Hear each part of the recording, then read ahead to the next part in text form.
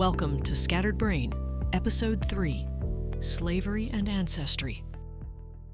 All right, so we are going to be talking about a topic that is difficult, maybe emotionally charged for some people, and I think these are the topics that are very important to discuss, and I don't want it to get derailed based upon the subject matter and the potential implication of such thing, because I think these are the most important conversations. Therefore, I wanted to just put this disclaimer out before the video starts that if you're sensitive to topics as far as they pertain to historical injustices, political views, anything really in the political sphere that makes you generally uncomfortable, feel free to skip this one. It is just here to, once again, provide a unique vantage point on some historical elements around the topic of ancestry, and it's more so slave owners and ancestry implications and how it plays with the transatlantic slave trade. It should go without saying that I believe it's absolutely disgusting that happened. It did happen. We cannot avoid it. We can't erase it from history. So all we can do is attempt to present it in its most accurate, truth-told format for honest discussion. So please do not take any of this as an emotional stance or even a moral stance beyond what is being said, because that is not what's intended. My stance on it is firmly that it was abhorrent, immoral, disgusting, and it's sad that it occurred during any chapter of humanity.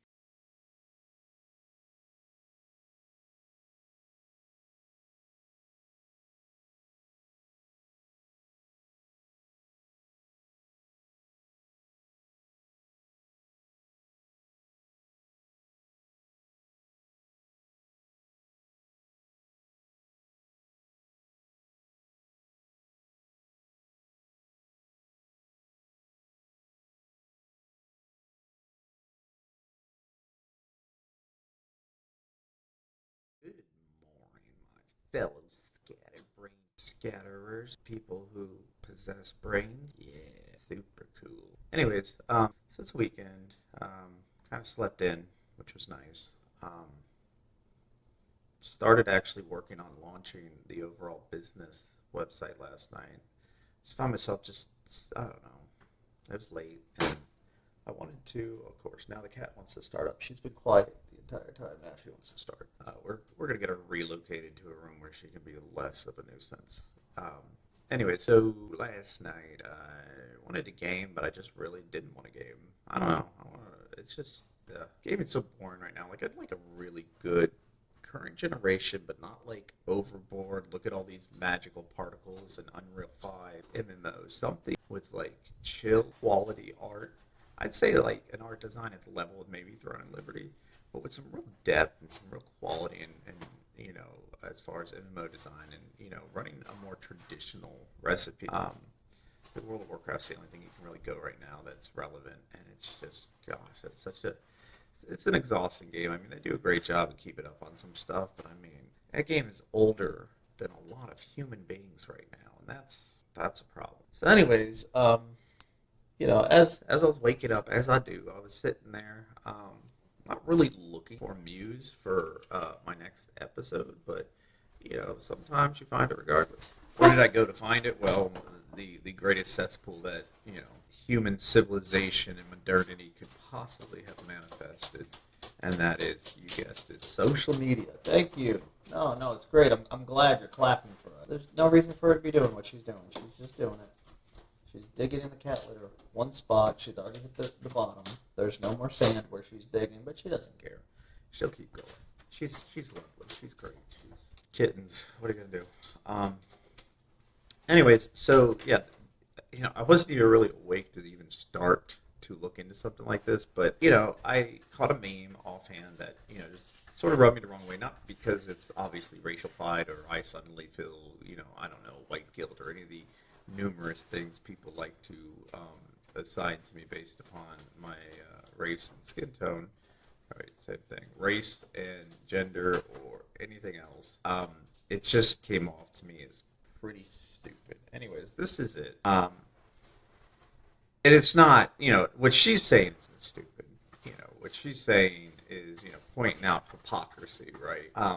but it just made me think of in the context and confines of social commentary. Why do people still say this, right? Why do liberals and Democrats or anyone else that feels like perpetuating this overgeneralization of the racial dynamics of modern day America still retreat back to this? Because the main thing that you kind of focus in on,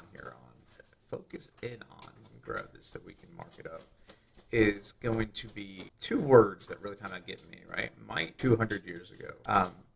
These are very important things that I think people overlook, right? Controls or parameters. So one that's minimizing term, right? It tries to maintain honesty through soft lingo. I remember I had a friend of mine who used to say, if you get into an argument with somebody and you really don't want to debate with them, or it's not an intelligent argument, there's no real value in the conversation, you just want to end it, you just end it with, you might be right, and just leave it at that, because it's sort of a cop-out. It's not wrong, it is, right? And people do that frequently, where they use this sort of language because it's not strong language. You're not making a strong, explicit implication. You're more making a soft implicit, right? And then if you say it with the right tone, attitude, you could possibly even make it look like you don't even believe it when you say it, which is funny. But anyways, so this kind of made me, like, this just hit me on top of my head. Like, why? What is the part about this that bothers me? Why do I keep seeing people say stuff like this, and it annoys me, it irritates me? And that's to ignore the fact that obviously I grew up extremely underprivileged, extremely impoverished, from a family that was impoverished. You know, my mother's side can track its way all the way back to the Appalachians, the mountain, the Appalachians in Kentucky. It's actually quite interesting. My story through life actually almost mirrors the Vice President J.D. Vance's story, a one-to-one. And if that isn't weird enough, I believe I actually met him. I'm like 80% certain that when I was in Iraq, I did a season's greeting sort of thing where you say happy holidays to so and so, and you mention your hometown, and it allows the local news or whoever to take that sort of video. And there she goes, she's screaming again. Why are you screaming? Stop this. Anyways, so you do those little things. They're meant to be cute. I'm sure you've seen them before. They're definitely more common during the Iraq and Afghan years. So anyways, I was on Al Asad Air Base in Al-Anbar, Iraq, in 2005, and I'm like, I'd say 80 to 90% certain that he was the Marine that was running the camera to record me doing that, which by itself is a pretty interesting little factoid. But I think what's even more interesting is if you follow his, I don't even know what they call it. They call it a biopic, an autobiography. I don't really know what's the appropriate categorization for his story, but it's interesting to me because his story almost is the same as mine. Both our families are from roughly the same area of Kentucky. Both of our families, in the more immediate generations, migrated from being hillbillies down to Ohio. That's where my mother was born, in Cincinnati. Both of us didn't have fathers in the picture. Mine killed himself when I was 8. I'm not too sure what was his father's situation, but he obviously wasn't present, and both had parents that became involved in addicts. Can you stop? You don't have to scream. I promise you really don't. Everyone's here. Chill out. She hates it. She thinks I'm talking to her, and it's so weird. I'm like, no, creature that can barely understand your own existence. You must understand I'm speaking to this magic box that allows me to speak to at least 4 other people, because that's about the amount of people who probably watch this. But anyways, his family ends up in Ohio. His mother ends up abusing him and becoming a drug addict. Mine too, but not that it's a contest. But mine was probably a much worse situation. My mother and her immediate family then migrated to Florida, and the rest is sort of history. It gets a lot worse from there.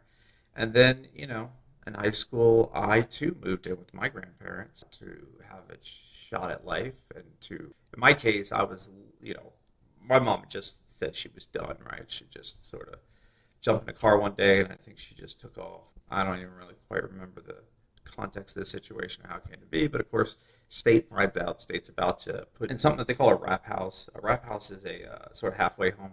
Halfway home meaning you're half in prison, halfway not in prison, but for juveniles. So this is a place that you would go to. It's not a pleasant place. It's not a place you want to be at, but it's a place you would go at if the court system's determined you don't have to be in juvenile detention, but at the same time they don't want to trust you out and about. So not great kids go there, right? Delinquents go there, and I wasn't a delinquent. I was just a kid who got shuffled a bad life, and at the time 14, 15, I was angry.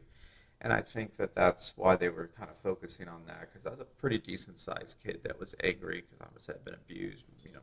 The last of my family just ran out on me because she's more interested in smoking meth than she is in feeding her children. So, yeah, I was in a certain kind of mood and lashing out at the world. And they were going to do that, and my grandparents found out. I moved in with them, and, because of them, I was able to get a few years of stability, peace, and anything that resembled an actual home. I didn't actually realize until moving in with them how fucked my life actually was, until I started looking at things, from the perspective of living with them and realizing, oh, these aren't normal things, right? So when kids, teens, young adults have been abused, they don't really know what they're experiencing is wrong or incorrect or abnormal. What are you doing? It's not until they have a baseline. Right, they got to get out of that situation and say, oh, wow, okay, now I see how bad this was. So obviously that was that opportunity for me. I managed to just barely graduate high school through a lot of hard work. I gave up my senior year to pull it off, joined the Marines, and obviously when I got out of the Marines, I went a lot of different directions. I had more challenges and hardships after that, but inevitably I made it into IT, and I love what I do. And yeah. So anyways, he went a little bit of a different route. He obviously went into law, and now, I think there's a pretty significant chance he will one day be the president, which is cool. I mean, I'm not a clout chaser, but I do think it's pretty interesting to know that, a guy that I remember, we were both Lance Corporals, both young kids, and I didn't think too much of him other than I just remember, because I remember all these people are coming out now and they're saying, oh, he wears makeup. And I was like, no, I just remember looking at him. It's kind of hard to tell because I'm, wearing glasses right now. But I have very distinct eyes as well, right? And when I wear contacts, they're quite noticeable. And I had just, around that time frame, I was sort of really leaning into that because I didn't know that, right? I couldn't even afford glasses as a kid. Like, I had to build my own glasses out of, like, wire and old lenses that I would file down. So, my senior year and into my first year in the Marine Corps were the first times I ever wore contacts, and so I had no idea that my eyes were unique until around this time frame. And so I remember seeing him and thinking, man, this guy got some pretty unique eyes too. Not any kind of homo stuff, but just simply looking at him, just like, and he has a lot of like, it almost looked like he was wearing makeup, right, like eyeliner. And I do kind of remember that because I remember that stood out. And I remember his name stood out, Vance stood out, just because I had a friend of mine who I went to, was it boot camp or MCT? Early training with, and his name was Vaughn. And I just thought to myself that these two guys actually looked sort of similar. And, both had a V on the name. I don't know, this is just little thoughts I remember having back then. Now, this could also be some kind of weird cognitive dissonance where I've never had these thoughts. None of this ever happened, and I'm totally imagining a situation that didn't happen. Who knows? Anyways, not the point. We're ended up, as we do, way off topic on what I want to cover here. So, why does this bother me? Why does this annoy me? It isn't just the use by disingenuous people to use soft language like might, but it's also looking at something that's 200 years ago, and that's a lot of years, right? You're making a lot of assumptions about people. And one thing that to me sort of sticks out is, like I said, I was poor, right? If I grew up poor, right, where's my generational wealth, right? Though, if you're implying that I benefited from it, that means somewhere in those 200 years it was lost, right? Someone made bad decisions. One of my ancestors made bad decisions, and we lost all this magic white wealth we had. And I know that not to be true because my grandfather, both of them had passed away recently. My grandmother passed away about 6 months ago. Maybe not even that, 4 or 5 months ago, recently. And my grandfather in 2021. He was a World War II veteran, He was involved in the Manhattan Project. He has a lot of interesting stories and involvement. World War II and Korea. Um, he was there for a lot of cool stuff. But one thing he really enjoyed, and probably because of the things he got involved in, or retirement, you get bored, is genealogy. He was obsessed with it for many years. From I'd say probably my late adolescence to all the way up to my early adulthood, he had what was it, like Family Tree Maker subscriptions and all this sort of stuff. He had, I mean, a closet because this guy was still using 3.5-inch floppies when everyone else was on CDs, and CDs when everyone else was on cloud storage, just how he was. But he had it all hard copies, right? And he had all this stuff sitting around, and he would track all of our ancestors to all these different people. And the first person you'd come across in our lineage of any sort of interest was a gentleman that, and I don't even know if this guy exists. This is all information I ever received through him. Apparently, it was one of the chief advisors to Queen Elizabeth I, and that was someone by the name of Lord William Cecil. Whether or not this guy actually exists, whether or not I have any relationship to him, I don't know. Cool story, I guess, but yeah, I mean, to me, it's just a passing, oh, that's interesting kind of conversation, not anything that somehow changes the context of my life. But, aside from that, my understanding is when we're talking about like the Civil War, I had ancestors that fought on both sides, as I think many people would. And, there was never any mention of us owning plantations or slaves or having any sort of wealth at any point of the various different family trees that would fast forward to now make a difference in my life. Because it could be something as simple as maybe just 2 generations back, we had wealth and somebody did something stupid. I know my grandfather, he kind of, again, came from, he's a hillbilly. He'd tell you, he came from nothing as well. He had a similarly without childhood, and, he joined the army, fought actual Nazis, helped, enrich uranium, helped us enter the atomic age, worked for General Electric, and then spent a lot of time working in the post office, which was an interesting little closing chapter of a pretty wild life. And then he retired. He retired from his 60s till 96 when he passed away, presumably in his own bed. But I'd seen him a couple days prior, and the man had all his senses about him. So to me, kind of the way that we all wish we could go, right? A very accomplished life, quiet, just sort of talking about the stories of the life you lived. But I knew from all the stories I would hear time and time again, the man did not grow up with a silver spoon in his mouth. He also grew up without any spoon, without any food often. And he struggled, and he found his way. So if not there, then where, right? I can't find it. He couldn't find it.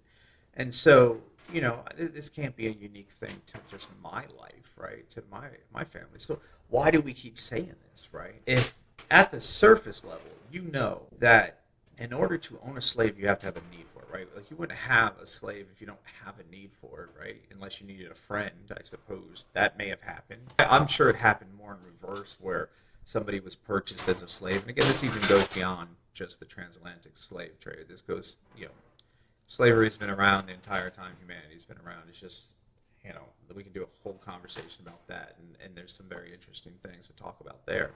But focusing specifically on transatlantic, I'm sure, some people became friends to their owners, even if one side or the other, didn't really consider it a true friendship, because it's asymmetrical. You can't really be friends with a captor, right? That's more of a Stockholm syndrome.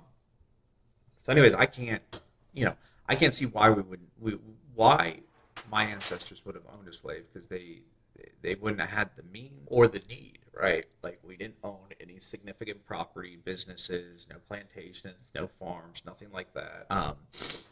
And if, from as far as I can tell, most of them were poor and, were just struggling to not get dysentery and shit their brains out from eating a bad egg or something. Why have I been told my entire life that my ancestors benefited from slavery? So then it gets you going, kind of pulling at a thread. Like, okay, let's look at this. Is there something I'm missing? So, anyways, let's go to my document here. I'm going to scroll up because we start off with all our citations. So I made some notes here.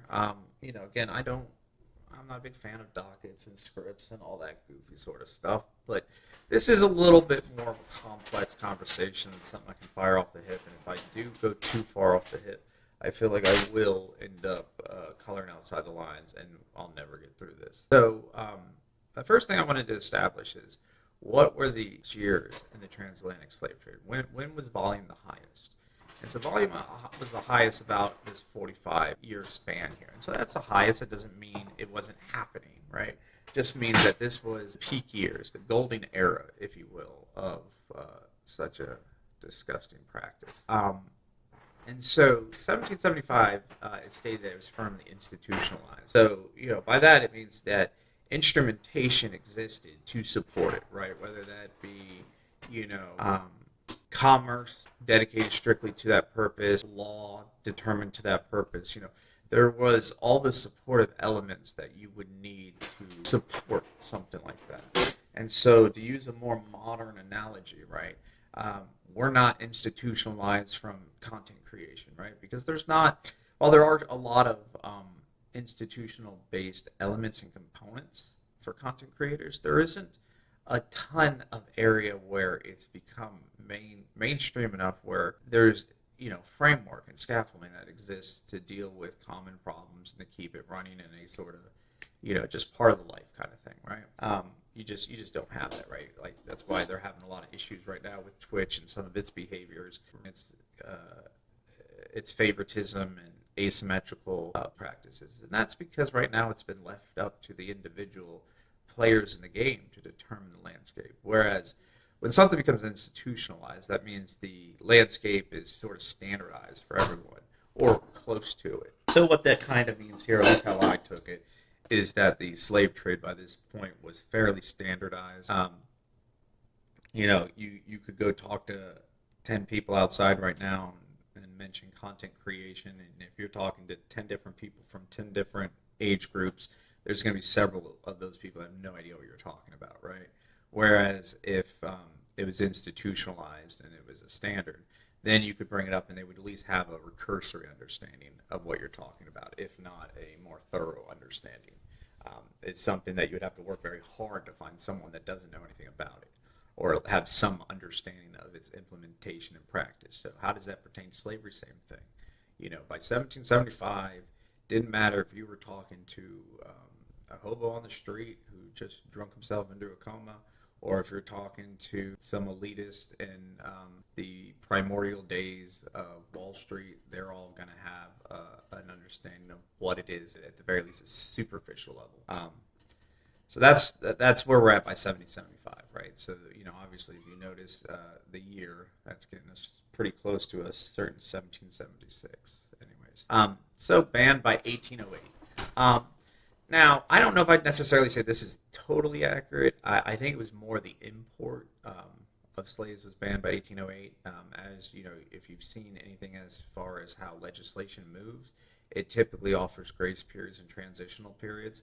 You rarely get hard cutoffs, especially when it comes down to economic policies, primarily because the concern is economic collapse, right? So if you look at e-vehicles right now, the states that are adopting those and sort of banning your internal combustion engines, they're still giving you have so many years to transition, right? You have so many years to do this, and even still they offer legacy and grandfather loopholes so that you can keep certain vehicles on the road or whatever, right? They don't just suddenly just close the door with your hand in it.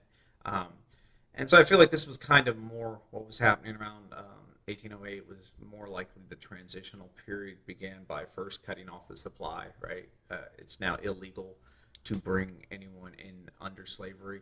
That didn't really probably address people that were already under slavery or a lot of the institutional elements around it, but we just know that by 1808, or at the very least the beginning of the 1800s, we're now entering a new era as far as the zeitgeist on slavery in the Americas. So what I wanted to do was, all right, well let's and so also as I'm going through all the sources that are on the bottom, if you want them, you can have them. It doesn't make a difference to me. Obviously, that's what they're there for. Again, these are just guidelines for me to know what to talk about. This isn't necessarily all going to be my view or even play into it. I want to elaborate as we go down some of my thoughts on it. Maybe, it opens your eyes up to something new, or at very least gives you some ammunition when you're arguing with somebody who is being disingenuous or very subtle in their talking points. So anyways, so 12% of the population at that time owned a slave. That doesn't translate over to mean much more than what it does, right? So we know it, and we don't even know, right? These are estimates. But at the very least, we can say roughly 1 in every 10 white person during this time frame, during 1730 to 1775, during its peak year, 1 out of every 10 would own a slave.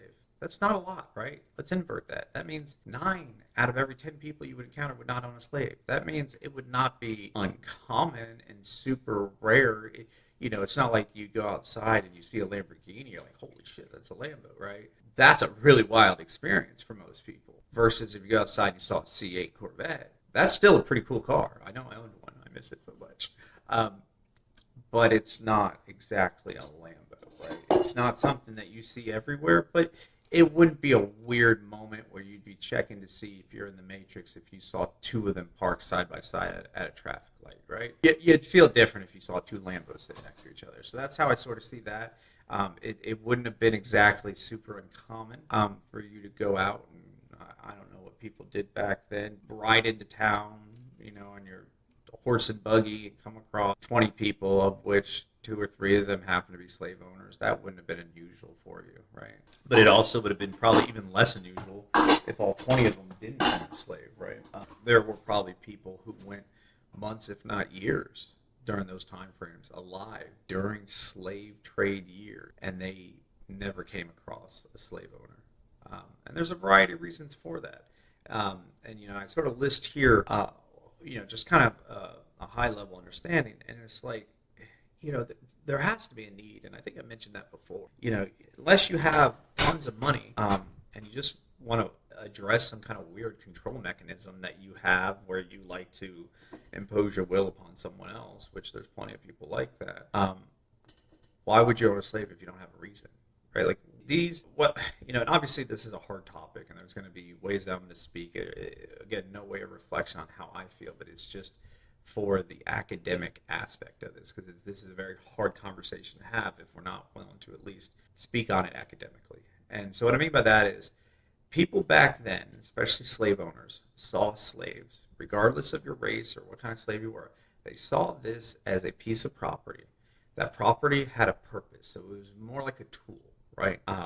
And I remember at one point I looked into what the average cost was for, just a run-of-the-mill slave that you just got off of the auction block versus, what was the price of them towards the Civil War. Because I have a theory that I think slavery was already on its way out long before the Civil War, and that we didn't actually need a Civil War to put that nail in that coffin.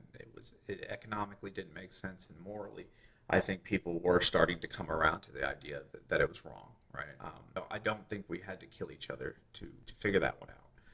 But again, different video for a different time. Let's focus on this. So focusing on this, the understanding is slaves were incredibly expensive, not just from the original purchase, but from maintaining them, right? Like this is, you have to maintain anything that you want to keep in longevity, right? So when you talk about a person who, we're all very different. Your ability to survive, your ability to do things has varying degrees of outcomes, right? You want to maximize that if you're a slave owner, just as you would with any of your other business components, right?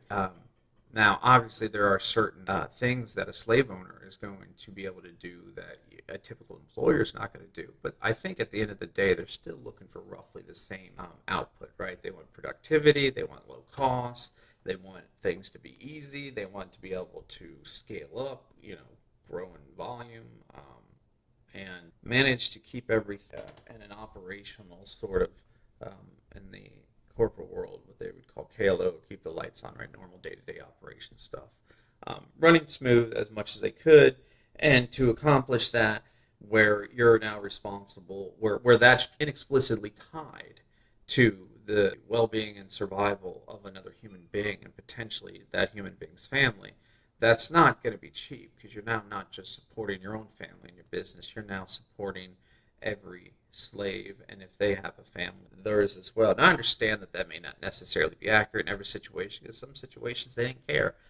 Just like some people will buy, a car and they won't maintain it or take care of it or do the things they need to do to make sure that car makes 100,000. They'll just treat it like shit, and suddenly, they have a car that's only 2 years old, but it's, already blown a block, right? So there are going to be owners like that were especially vile pieces of shit who didn't treat their slaves with the basic level of necessities for them to survive. Maybe they didn't care for a variety of reasons. I really don't like that thing. It sounds like it's going to explode every time it goes off.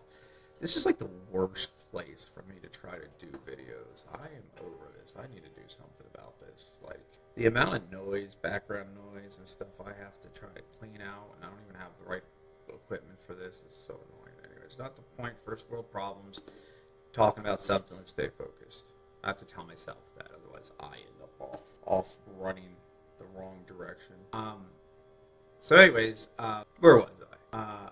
Yeah, so economically, being a slave owner, that had a lot of overhead, right?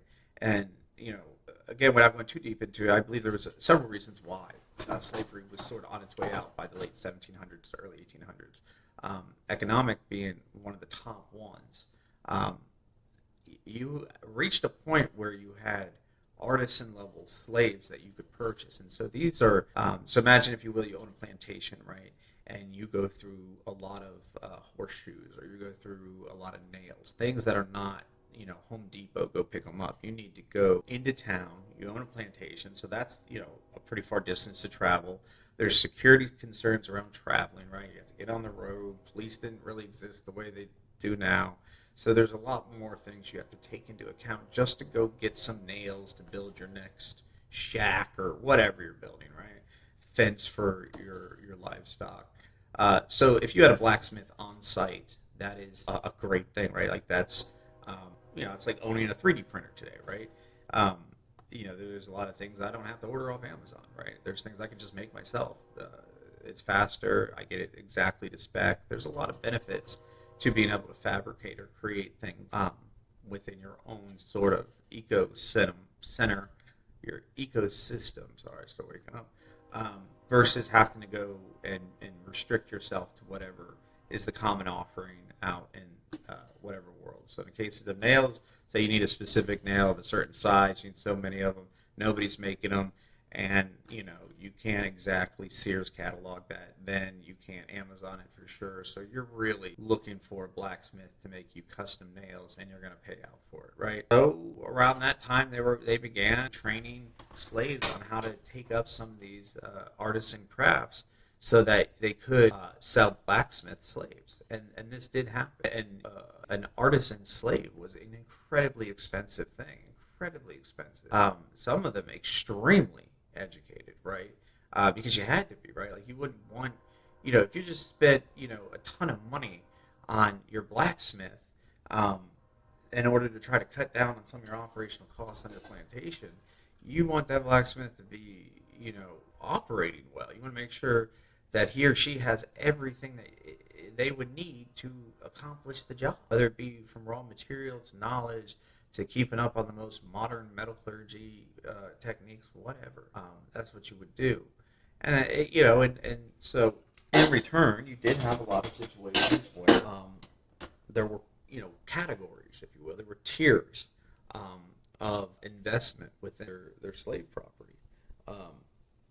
And again, this isn't like my opinion or anything. These are just things that I've researched over the years. And obviously my opinion on it is it's fucking vile and disgusting. But I also try to appreciate the fact that, I live in 2025, and I'm looking back at something that, as we can see here, is quite a long time ago.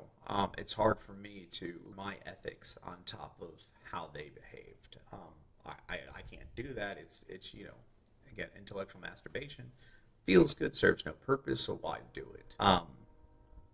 Anyways, so to dig a little deeper into this, so to that point, actually, I don't even actually know why I was bringing up the whole skill set and tier system I call it an actual codified system, but the tiered, level of skill set, right? Because, if let's say you're owning a massive plantation, you have like 500 slaves. Your 500 slaves are going to be to different areas of work, right? You're going to have some that are working in the fields, some that may be, artisan level, some that are going to be working in the house, right? And so they're going to have different qualities, different skill sets, and you're going to make that determination for different reasons. And ultimately, at the end of the day, it's very expensive. There's a lot of systems you have to implement to make sure it works, such as security, right? Your taskmasters, you have to make sure there's housing and all this other sort of stuff. The whole point that I was getting at originally with this is at some point they realized no matter how you approach this, and this might not be a shocker to anyone, slaves don't want to be slaves, right? They don't want to do what they're doing. So ethically, passionately, it's not there, right? Doesn't matter how much they may actually enjoy being a blacksmith, doesn't matter how good they are at it. They don't want to be blacksmithing for you. You're forcing them to do it, right? So productivity is never going to be as good as if you just hired a blacksmith, especially one that's desperate to hold on to the job because that's all they have, and then they're back to, I don't know, eating dirt. So, the mindset of moving from slavery to, actual employment, it's there, right? It's just causation, from if you're doing it for those reasons, for business reasons, which I think a grand majority of them were, you're going to naturally move towards over slavery. So anyways, the point is all these decisions that I'm talking about that somebody would be making, they're making that as what? As a business owner, as an elitist, as someone who's wealthy. Where's this belief that suddenly everyone during this, 45-year span, or even if you're, as you'll later see, I end up just sort of blocking out the entire 100 years, 1700, 1800s, right? So let's just say the 100 years there. Well, why is this belief that in that 100-year span, when people were probably quite poor and struggled for basic necessities, that suddenly we're all acting like every white person was just spontaneously rich and they had all the money, means, and need to own slaves? So that at a very high level is what sort of caught me. Like, this doesn't make sense to me, right? Like, that's not even really getting into anything or doing any research. That was just at a high level. I'm like, this doesn't make sense to say every white person in America has an ancestor who owned a slave. But that's something I've been told my almost 40 years of life. So where is that coming from, right? And so that's what leads me down this sort of rabbit hole. Just doing a quick time check. Yeah, this one's going to run late. Sorry, but it is what it is. Anyway, so you get to look at some of the information, and obviously, it's really annoying you have to do some of these housekeeping items, but you do, otherwise you can't really move forward. Feel how you want to feel about the data that's available, the literature that's available, the recounting that's available. Obviously, all of it has its own level of dependence, confidence, and potential bias. I understand that, and so I'm not saying any of this is law, but if we can't at least use the data that's available to tell the story, then what the hell is the point of even having the conversation, right? So we have to use something, and this is the information that I came across. Feel about it how you will. This is all I have, right? I wish I had something that I knew was 100% accurate in every capacity, but I doubt such things exist for any topic, more or less something that happened centuries ago. Okay, so where does this come from, right? Well, so there's, we'll get into the 512 model. It's a little bit further down. But it's an interesting concept that I think sort of opens people's eyes to everything. I don't know why, but a lot of people imagine that they only have two main branches of their family tree, their mother and their father's side, but it's like, that's not really how it works, right? Trees don't just go straight up in two massive branches. They branch out. And we'll get into that in a bit here. So regardless, no matter how you really run the numbers, no matter how charitable you look at things, the best thing that I could come across, the absolute most charitable to the statement that liberals like to use when they vilify whites is you all owned slaves. Well, the most charitable I could find was 25%, and I mean that is doing some things that are just not accurate, right? The number only goes down from there, only down from there. More realistically, I'd probably say we could settle on 20% based upon parameter control. But, still nothing like what conversational tone and implications would have, where it's sort of implying closer to 19 and 20, right? Basically what they're saying is every white person had someone in their past that owned a slave, except for this guy over here who has a very clear Swedish accent who, just moved to the United States. Other than that, one random off guy, everyone else, if they're white, they benefited from slavery. Their family owned slaves, etc. But we know that not to be true. Like, what kind of weird world would it have been if between 1700 and 1800, every white person owned a plantation that was massive and had thousands and hundreds of slaves? And, imagine the kind of world that would have to exist in order for that statement to be true. And then realize that there's absolutely no way that world could have existed or did exist. You're saying wild, off the wall shit now, right? And so, from here we get a little bit into the more methodology of why even the charitable models are problematic. So the 512 model, just look here. So you are one person. You have two parents. Each of your parents have two. So just to go back 2 generations, you end up with 4 people, right? So that's just to your grandparents. That means, and then your kids, you're now up even more, right? And so each of these will keep going, right? So you say, okay, me, mom, dad, mom, dad, mom's mom, dad, right? And you keep going, and you end up at some point, if you go back approximately 9 generations, which is around the time frame we're talking, give or take, you will end up with 512 ancestors. So the belief is that somewhere in that 512, one of them was a slave owner. Well, now suddenly it sounds like, sure, I could see that. I could definitely see at least one. And then the statement is still true, right? All right, yeah, I guess. Now, obviously, it still opens up a completely different dimension of conversation as to benefiting from it, generational wealth, all the sort of modernisms now that exist that don't really make a ton of sense. But let's focus on this one, and just focusing on this one, it still only brings us to 25%. So why, again, does this trope keep getting said, right? Why do they keep, and they being anyone, that is pushing that sort of unverifiable, really disingenuous and dishonest concept? Why do they keep saying this stuff, right? Why do they keep saying white people all benefited from slavery?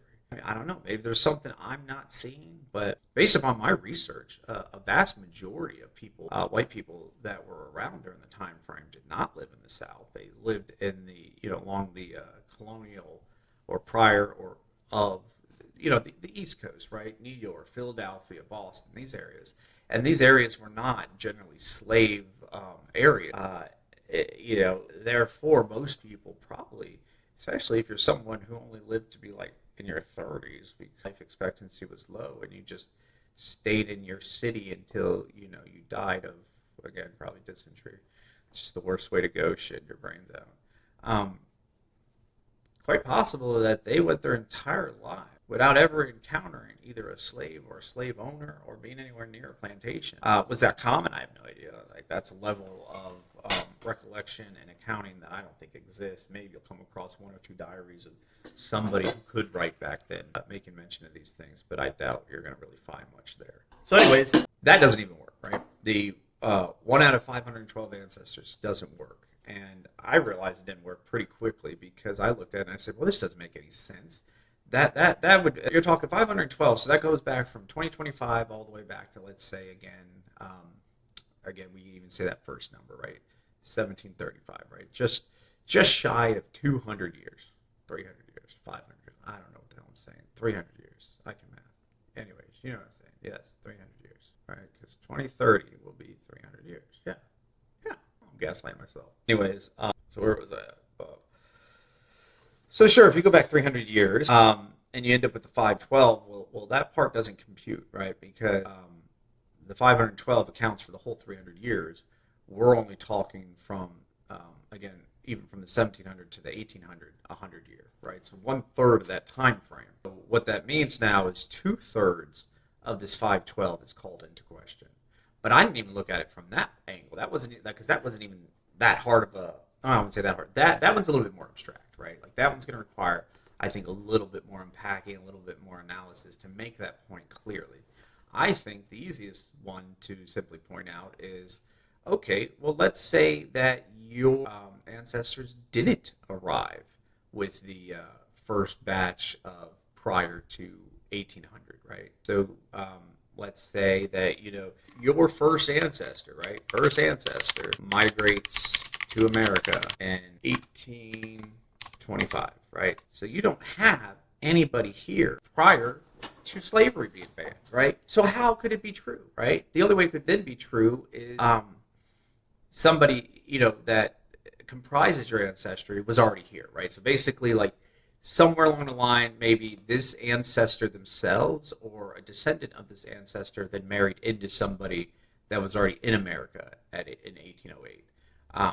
But I'm not super feeling like that was a common thing to make it really too relevant to the story. And the reason I feel like that is I feel like most people that were migrating with their families, right? Migrating for a better life.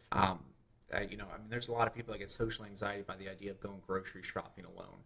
You want to tell somebody to pack up their entire life and move to a literal new world to them, where the ravages of wild and disease and warfare are unknown, or there's horror stories of it. Yeah, that person's just gonna pack up and go on their own. Probably not. Younger folks, sure, probably did, because younger people take larger risks like that, especially if there's a belief that it's going to be enriching later on down the line. But I think a good majority of people that migrated were migrating with family in tow.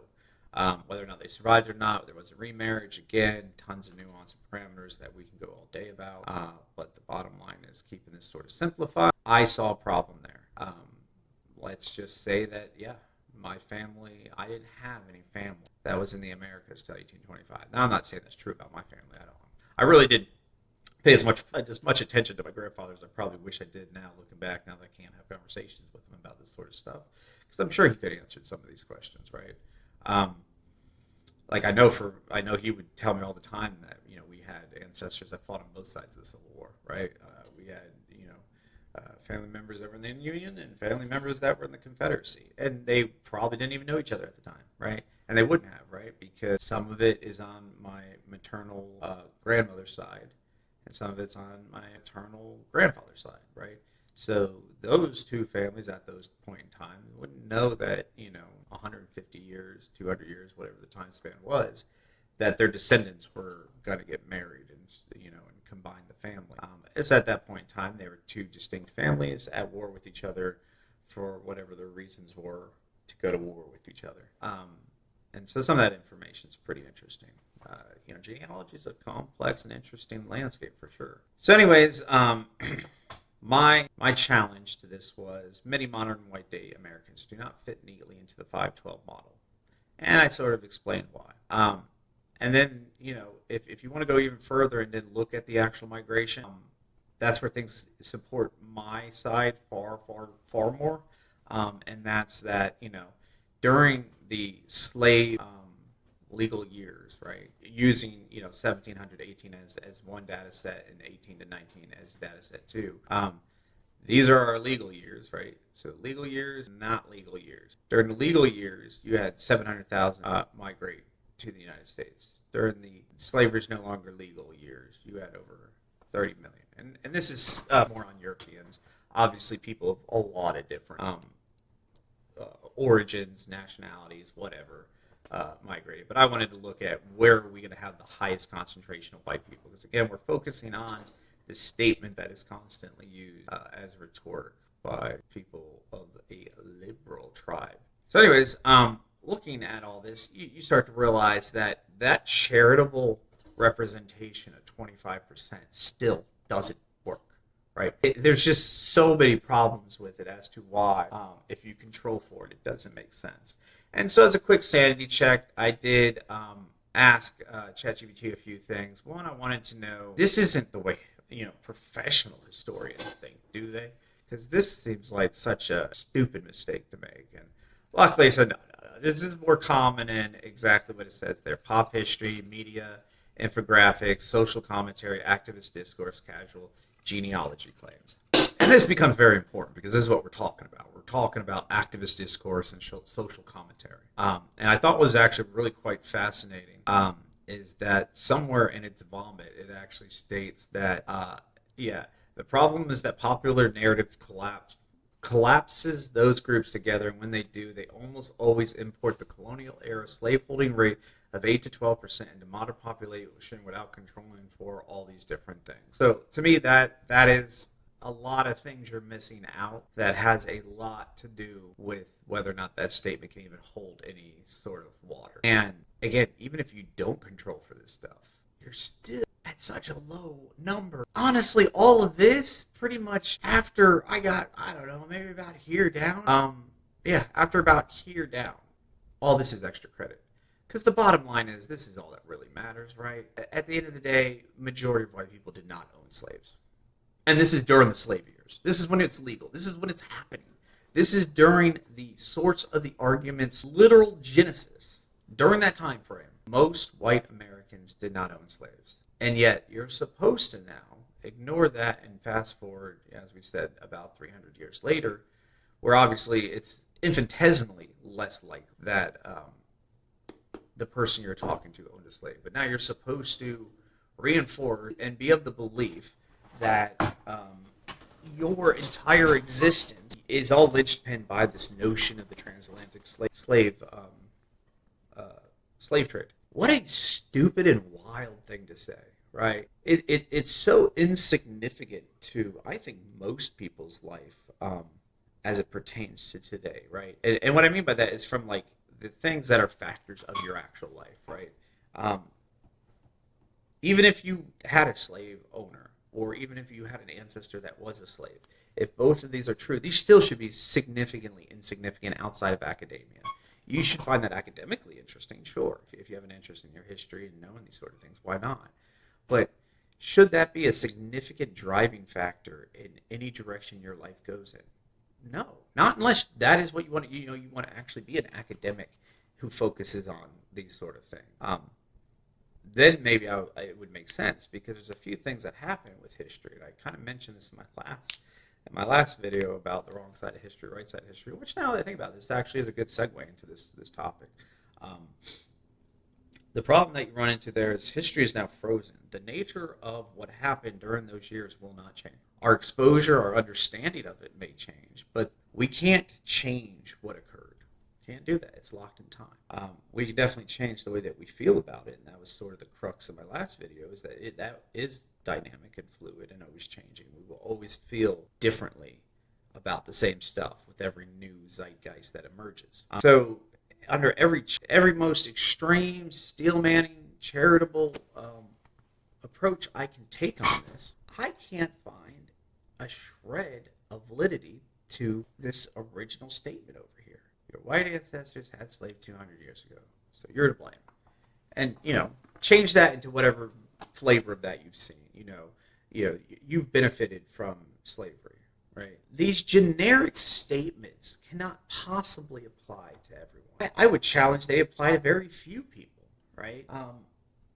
Because the truth is, majority of slaves were owned by a very small group of hyper-rich individuals. Wealthy, they own business, they own infrastructure, and they're very much likely the same people. I mean, this one might be a bit of a stretch, but there's a good chance that those same people that are feeding the Democrats these lines, they actually benefited from these things, right? That maybe you can track down Nancy Pelosi's ancestry and find out, yeah, she actually benefited from it. And it hasn't changed, right? When I was younger, I had a friend of mine, we were talking about this topic, and he really had liked something that I said something to the effect of the best slave is the slave that puts on his own chains and dares to call it freedom, right? And that's kind of going back to what I was talking about, well, why slavery wasn't really working anymore, right? Because the system of forced labor is not going to, it's going to always be a problem. There's always going to be friction there. Whereas if you are somehow able to gaslight and make that person believe that they're free, but you're still enslaving them, then you have a perfect system. And that's what we currently have, right? It's not as overt, but it's there, right? Like this, I used to joke that these are the modern day slave chains, and they really kind of are, right?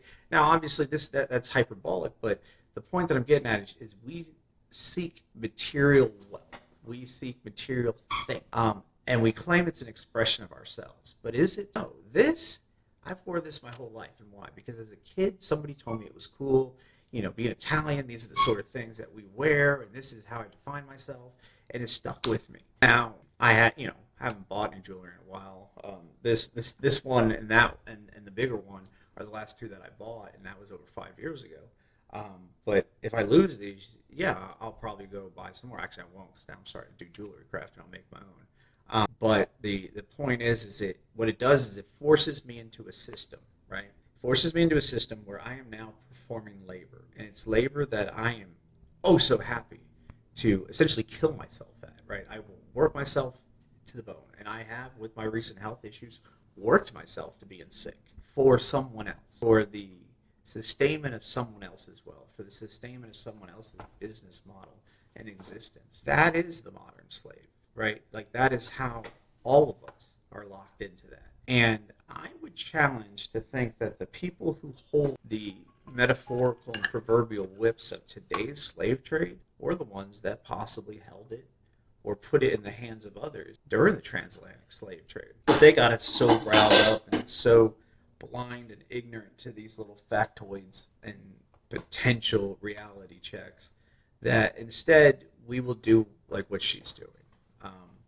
You know, in her case, she's sort of inverting the logic and throwing it back at someone else. Like, hey, you know, Democrats say this, but they're also hypocrites. Yeah, all that's true, but all that's very surface level inconsistencies and dishonesty.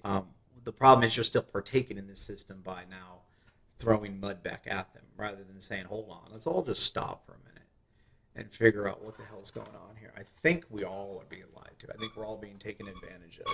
You know, you got a lot of white right now that, you know, especially if you're like in your early 20s, your entire life from the time you were born to now, you've been told your ancestors owned slaves, you are of an evil origin, you're privileged, all these sort of things that they have been fed that doesn't translate over to reality for them. They don't really quite understand why it doesn't, or maybe they do it because they've done that internal inventory, and they're trying to make sense of this sort of stuff, and it just isn't computing for them. And so in turn, they start to just believe that they're being lied to, or they're being taken advantage of, or they're being emotionally farmed. So what do? They then start to look for anybody that's advocating for them that has authority. And then they're left with so few options, because the people that are advocating against this sort of nonsense are your far-right people, right? So now those people are looking towards MAGA and, you know, and Trump and all the crazy nonsense that comes with his political platform as the avenue of succor, right? Succor. They're looking for them as allies, right? Looking to them for relief. And maybe it's on this one issue. They don't agree with 99% of what the MAGA party stands for. Maybe they agree with some of the America First and some of the other aspects that they can cherry pick out of the platform. But I know with myself, if I was to sit there and cherry pick all the pieces of every platform that I like and what I don't like and build my own platform, that doesn't exist and probably never will exist, but ironically, it will likely be at least adjunct and approximation to what most other people in this country want, right? Because I think most people tend to float more towards the center, and they sort of have a little bit more of a chill, rational, adult, mature approach to governance and worldviews. But we're not given that as an option. That's not our option as far as a political tribe or banner to subscribe ourselves to. So we're then left with no other choice but to go to the closest thing to our stance, which is not anywhere near where our stance actually is. And now we're being lumped in and grouped up with the rest of these people. It's like a guy comes forward, he offers you 100 things. You don't want 99 of them. You want, but the last thing they offer you, you do want. And now to the observer, they say, well, you just, you know, you're buying what he's selling, right? You had to pitch me on 99 things. Come here, you. Let's get you on video. Yeah. You want to be a little disaster. Wave, say hi. Hi, I'm the disaster. I'm the problem here. Anyways, we'll wrap up. She really wants my attention. Yeah, I see you. But you kind of, hopefully you're tracking where I'm going with this. Is yes, under the hood, none of this makes sense.